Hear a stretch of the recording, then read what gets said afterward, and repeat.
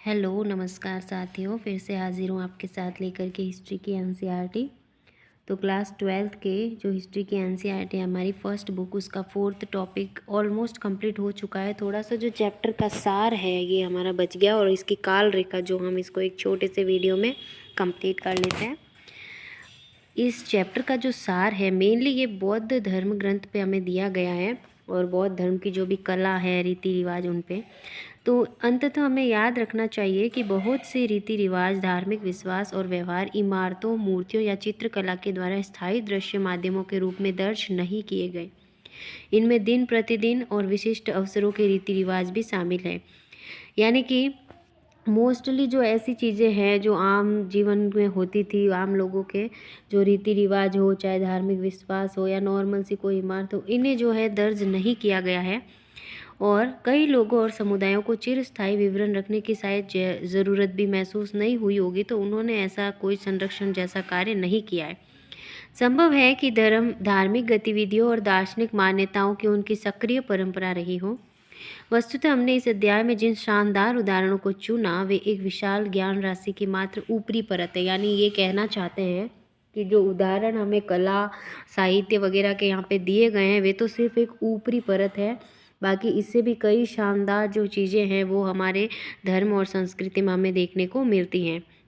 ये महाबलीपुरम का शैल शिल्प समूह हमने देख लिया था, जिसको कुछ इतिहासकारों ने किसी महान अवसर के आयोजन का रूप माना है, तो किन्हीं ने गंगा का जो अवतरण है, जो इसके बीच की ये दीवार है, दरार है, इनके बीच में से यहाँ पे किन्हीं देवी का अवतरण मानते हैं। तो सब लोगों के अलग अलग विचार इसमें देखने को मिलते हैं। अब हम देखते हैं इस चैप्टर को महत्वपूर्ण सार देने वाली काल रेखा, जो हमें डायरेक्टली डेट्स याद करने में हेल्प करती हैं। वो है महत्वपूर्ण धार्मिक बदलाव। यानी किन किन काल में क्या क्या बदलाव हुए वो हमें यहाँ पे देखने को मिलते हैं। लगभग 1500 से 1000 ईसा पूर्व में हमारा प्रारंभिक वैदिक काल होता है, जिन्हें हम प्रारंभिक वैदिक परंपराएं कहते हैं। वो इसी काल से शुरू होती है। उसके बाद लगभग 1000 से 500 ईसा पूर्व के बीच में हमारी उत्तर वैदिक परंपराएं होती हैं, और लगभग 6ठी शताब्दी ईसा पूर्व से प्रारंभिक उपनिषद, जैन धर्म, बौद्ध धर्म, जो हमने ये 3 चैप्टर्स 6ठी शताब्दी ईसा पूर्व से 6ठी शताब्दी तक के काल को पढ़ा है, ये इसी काल में लगभग हमने उपनिषद पुराणों के बारे में पढ़ा, हमने ब्राह्मणवाद के बारे में, जैन बौद्ध धर्म आदि के बारे में हमने पढ़ा। तो ये लगभग हमारा पूरा 6ठी सदी ईसा पूर्व में आ जाता है। और लगभग 3री सदी ईसा पूर्व में आरंभिक स्तूप बनने शुरू हो गए थे, और लगभग 2री सदी ईसा पूर्व से आगे जो है, आगे जैसे जैसे काल बढ़ता गया, ईसा पूर्व से ईस्वी की ओर जाता गया, वैसे वैसे महायान बौद्ध मत का विकास हुआ। वैष्णववाद, शैववाद, देवी पूजन परंपरा यानी मूर्ति पूजा, अवतारवाद, ये धारणाएं जो हैं ये रूप लेने लगी लगभग 2री सदी ईसा पूर्व के बाद से। और लगभग 3री सदी ईस्वी में हमें सबसे पुराने मंदिर, जो स्टार्टिंग में मंदिर हमें देखने को मिलते हैं, जब देवताओं का जो है प्राकट्य धर्म के अंदर हुआ, उसके बाद देवताओं की मूर्तियों को संरक्षण देने के लिए मंदिरों का विकास हुआ।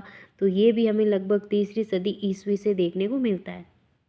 फिर देखिए हमारी नेक्स्ट काल रेखा जो 2 है वो है प्राचीन इमारतों, मूर्तियों की खोज और संरक्षण के चरणों के बारे में, कि किन किन कालों में जो चीज़ों की खोज हुई या फिर उन्हें संरक्षण मिला।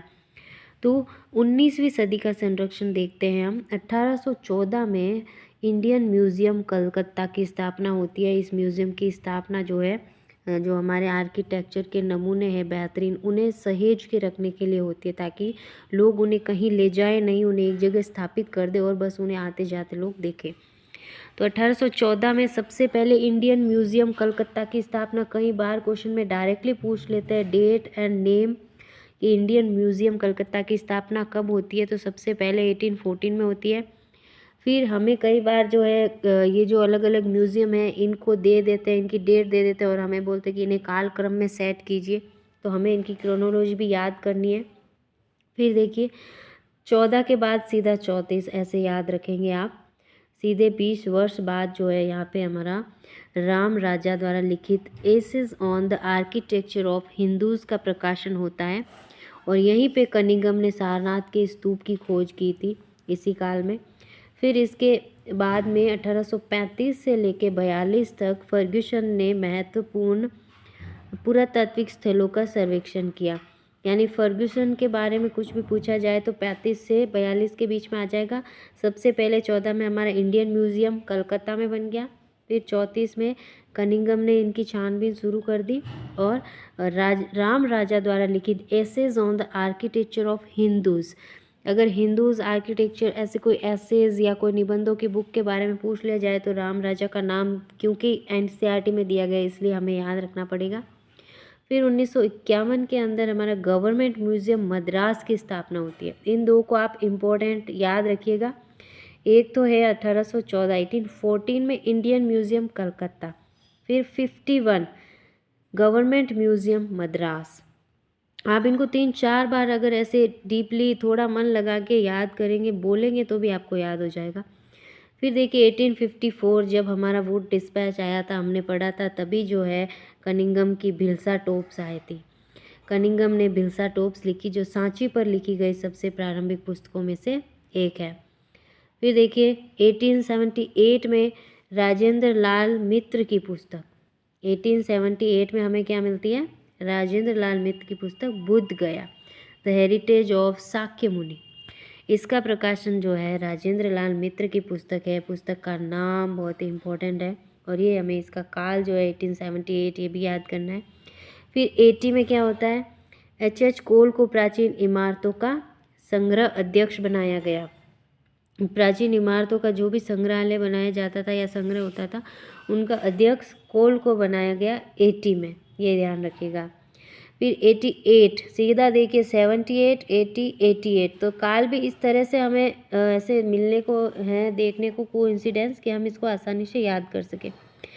फिर ट्रेजर रोव एक्ट बनाया 88 में, ट्रेजर रोव एक्ट बनाया। इसके अनुसार सरकार पुरातात्विक महत्व की किसी भी चीज़ को हस्तगत कर सकती थी, यानी सरकार सीधा उसको लेके संरक्षित कर सकती थी। फिर देखिए हम 20वीं सदी में आते हैं। 19वीं सदी हमारी 1814 से शुरू होती है और 20वीं सदी हमारी 1914 से, तो इस डेट को याद करने में कोई तकलीफ नहीं आएगी। 1914 में जॉन मार्शल और अल्फ्रेड फ्रूसे की द मॉन्यूमेंट्स ऑफ सांची, बहुत ही इम्पोर्टेंट पुस्तक है, मार्शल और फ्रूसे की सम्मिलित पुस्तक है मॉन्यूमेंट्स ऑफ सांची। इसके बारे में जो पुस्तक है इसका प्रकाशन 1914 में होता है। फिर 1923 में जॉन मार्शल की अकेले की पुस्तक ये है कंजर्वेशन मैनुअल। अगर मार्शल एंड फूसे की पुस्तक पूछे तो वो होगी हमारी मॉन्यूमेंट्स ऑफ सांची, और सिर्फ मार्शल की पूछे तो वो 23 में आ जाएगी, उसका प्रकाशन होता है कंजर्वेशन मैनुअल। फिर 1955 में हमारे प्रधानमंत्री जवाहरलाल नेहरू ने राष्ट्रीय संग्रहालय दिल्ली की नींव रखी। अब देखिए हम इस डेट को कैसे याद रखेंगे? सबसे पहले 1814 में इंडिया संग्रहालय, इंडियन संग्रहालय जो है हमारा कलकत्ता के अंदर, ये देखिए इंडियन म्यूज़ियम ये कलकत्ता के अंदर।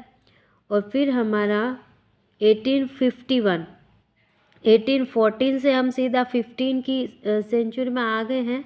इसके अंदर हमारा इसके दशक में 51 आ जाता है, 41 और यहाँ पे 51, बस इसको थोड़ा सा उल्टा घुमा के मैं याद करने की ट्रिक बता रही हूँ आपको। 14 और 15 यहाँ पे भी है लेकिन इसको उल्टा कर दिया गया है। 14 के बाद 15 आना चाहिए लेकिन यहाँ पे 51 आ रहा है, तो अक्षर इधर का इधर आ गया है, तो याद करने में कोई दिक्कत नहीं होगी। इंडियन म्यूज़ियम कलकत्ता के बाद गवर्नमेंट म्यूज़ियम, पहले इंडिया म्यूज़ियम फिर इंडिया में गवर्नमेंट म्यूज़ियम, थोड़ा सा हम इसको ट्रिक से याद करेंगे। और 51 के बाद सीधा 55, वो भी 19 का, पहले यहाँ पे एक बढ़ता है लेकिन फिर सेंचुरी में एक बढ़ गया, 18 की जगह 19 आ गया। और 1955 में जवाहरलाल नेहरू ने राष्ट्रीय संग्रहालय नई दिल्ली, देखिए पहले इंडिया संग्रहालय फिर गवर्नमेंट संग्रहालय और अब सीधा राष्ट्रीय संग्रहालय। तो आप इस तरह से जब चीज़ों को एक साथ इंटरकनेक्ट करके याद करेंगे ना तो आपको याद करने में बहुत ही ईजी रहेगा और एकदम मज़े से याद हो जाएगी। फिर 1989 में सांची को एक विश्व कला दाय स्थान घोषित किया गया। कई बार ये क्वेश्चन पूछ लिया जाता है, बहुत ही हाई लेवल का क्वेश्चन है कि सांची को विश्व कला दाय कब घोषित किया गया, या विश्व जो है विश्व इतिहास की धरोहर या ऐसा कुछ कहते हैं ना इसको, वैश्विक पुरातत्व या महत्व की धरोहर, हाँ इसको किया था 1989 के अंदर घोषित। ठीक है, ये हमारा कालक्रम यहीं पे पूरा होता है और हमारा चैप्टर, हमारी बुक ये भी कंप्लीट होती है। सांची की एक मूर्ति देखिए, कितना सजीव चित्रण इसको खोद के किया गया है। पहले ना कोई मशीनें होती थी ना कुछ, और ये सारी जो कलाकृतियाँ आप देख रहे हैं ना, ये सिर्फ हाथों की कलाकारी है और कुछ भी नहीं। ये देखिए कितनी शानदार कलाकृतियाँ हमें देखने को मिलती है। फिर देखिए इसके बाद हमारा ये चैप्टर यहीं पे कंप्लीट होता है।